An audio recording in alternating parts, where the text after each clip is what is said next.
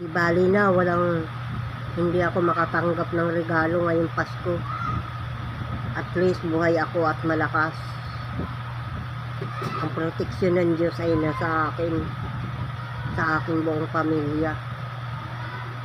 Isa ng pinagpapasalamatan ko si Lord doon.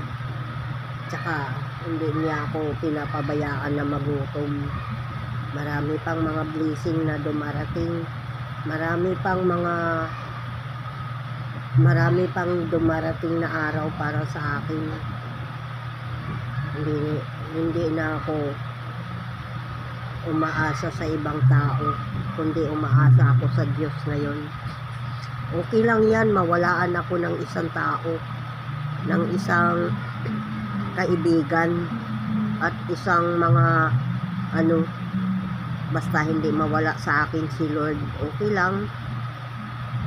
Kasi yun ang kasabihan pastol ng buhay ko, ang pag-ibig ko sa'yo. Kung nasaan ka man, susunod ako. Ang tanging tinig mo, ang papakinggan ko. Kung nasaan ka man, doon ako. Yan ang pinagpapasalamatan ko sa Lord. Ay, isa pa, mayroon na kaming kasama sa bahay na isa pa. Ito.